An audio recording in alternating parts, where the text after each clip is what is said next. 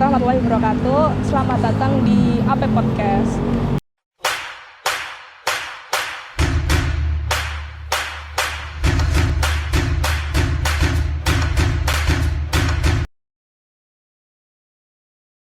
Kali ini aku nggak sendirian, aku ditemenin bareng narasumber yang baik hati, cantik, dan tidak sombong ini.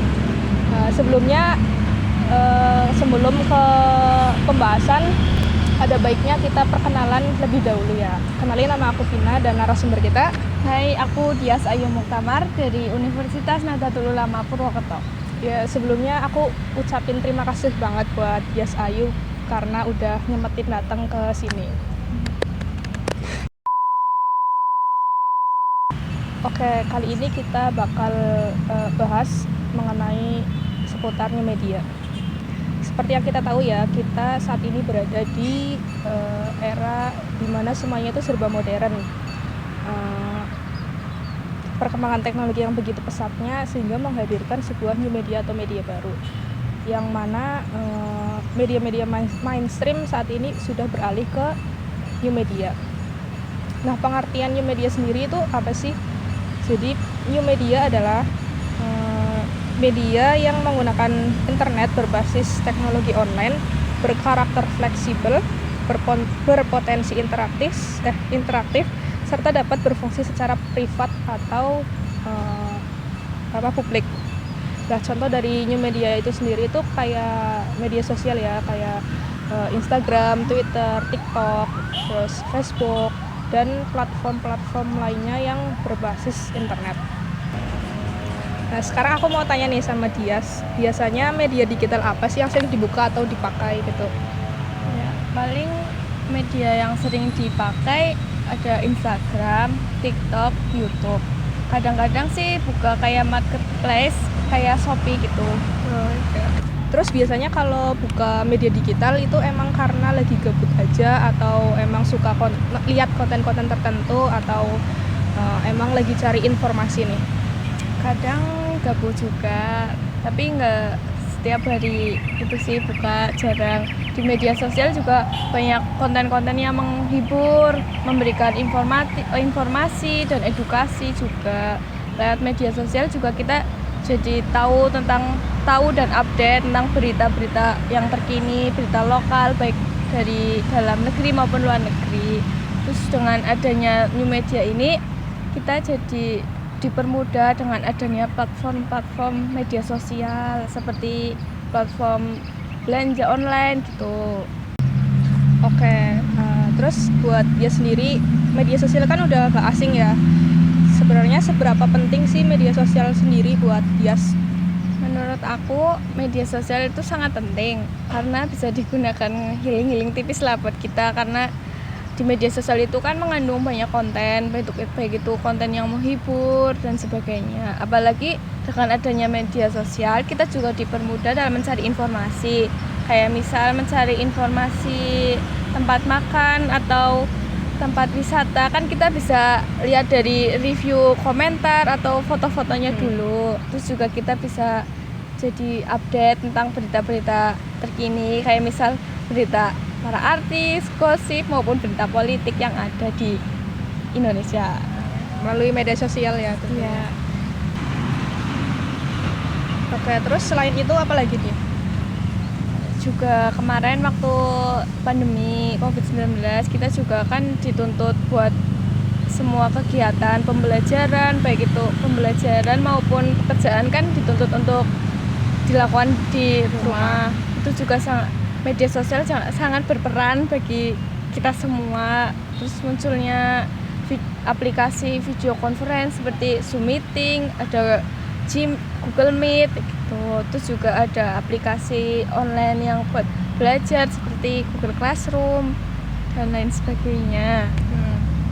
Terus jadinya kegiatan belajar mengajar itu nggak berhenti gitu aja ya. Jadi walaupun ada pandemi juga kita bisa belajar dari rumah dan juga terkontrol dengan baik sesuai pembelajaran seperti biasa. Terus dampak positif nih dari new media buat mahasiswa itu apa sih? Kalau menurut saya ya, sebagai mahasiswa, kehadiran dengan adanya teknologi digital ini sangat membantu buat kita sebagai mahasiswa karena bisa membantu kita dalam mengerjakan tugas kayak mencari jurnal atau artikel-artikel lainnya gitu. Oke. Oke, berarti hadirnya New Media ini sangat membantu banget ya buat kita, khususnya buat mahasiswa. New Media bisa membantu dari pembuatan tugas sekolah sampai membantu ke pekerjaan. Bahkan mungkin buat segelintir orang-orang nih, media sosial itu mungkin merupakan kebutuhan primer ya, karena setiap hari bahkan setiap jamnya itu nggak bisa lepas dari ponsel atau media sosial. Nah, manfaat New Media di bidang pendidikan kan udah dibahas tadi ya. Sekarang nih dari bidang ekonomi, apa sih manfaat New Media di bidang ekonomi dan perkembangannya di Indonesia itu seperti apa sih? Di Indonesia sendiri, New Media di bidang ekonomi itu sudah berkembang makin banyak ya.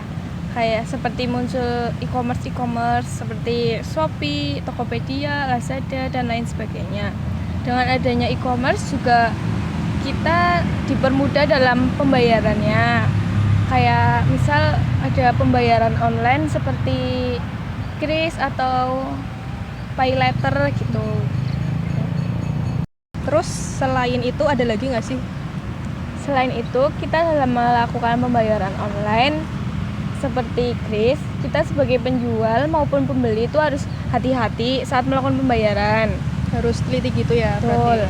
Terus kita itu harus mengecek apakah uang yang kita transaksikan itu udah masuk atau belum, karena zaman sekarang itu semakin banyak modus-modus dalam penggunaan Kris dan lain sebagainya. Terus itu kan dari Kris ya, terus kan ada pembayaran online lainnya yaitu PayLater. Kalau PayLater itu gimana sih? Kalau pembayaran online seperti PayLater itu sendiri, kita itu harus memastikan nominal yang kita beli itu sesuai dengan kemampuan keuangan kita. Jangan asal membeli atau jangan asal memesan, karena itu dapat berdampak buruk pada kita ke depannya dalam membayar atau melunasi PayLater itu sendiri. Karena PayLater itu kayak kredit gitu ya, Mbak? Ya, betul. Yes. Nah, menurut Dias sendiri nih, sekali lagi sebagai mahasiswa, gimana sih tanggapannya mengenai New Media sebagai penyebaran berita bohong? Tidak bisa dipungkiri lagi ya, pasti di balik kemudahan muncul hal-hal yang negatif juga. New Media bisa digunakan atau dimanfaatkan oleh segelintir orang untuk menguntungkan dirinya sendiri tanpa melihat manfaat untuk kedepannya. Apalagi seperti yang disebutkan tadi, di New Media ini banyak bermunculan berita-berita hoax, penipuan, dan lain sebagainya. Kemudian ada nggak sih dampak negatif New Media selain dari sebagai penyebaran hoax? Menurut aku ada ya, karena nggak jarang juga ada pesan-pesan masuk yang kita itu disuruh untuk mengakses sebuah tautan yang ternyata itu isinya sebuah virus atau malware yang dapat membahayakan perangkat kita seperti HP atau laptop. Bahkan jika link tersebut diklik, itu juga dapat menimbulkan terjadinya pencurian data pribadi kita. Bahaya juga ya berarti ya. Iya. Terus ada lagi nggak sih, Mbak? Nggak cuma buat dampak dari New Media itu nggak cuma itu ya, ada dampak lainnya seperti cyberbullying, ada profil hacking, cybercrime, dan lain-lain. Oke nih, sebagai closingan, gimana sih cara meminimalisir dampak negatif dari New Media, atau kayak tips and triknya nih buat kita terhindar dari bahaya New Media? Menurut aku sendiri itu yang pertama, jika kita mendapatkan pesan yang isinya itu pesan tautan dengan pengirim yang tidak jelas, itu kita jangan sembarang untuk mengekliknya. Kemudian yang kedua, memperkuat keamanan media sosial kita, misalnya menggunakan kombinasi angka, huruf, atau simbol untuk password. Kemudian kita itu menginstal antivirus untuk perangkat kita sendiri, misalnya handphone atau laptop yang kita gunakan sehari-hari agar terhindar dari virus.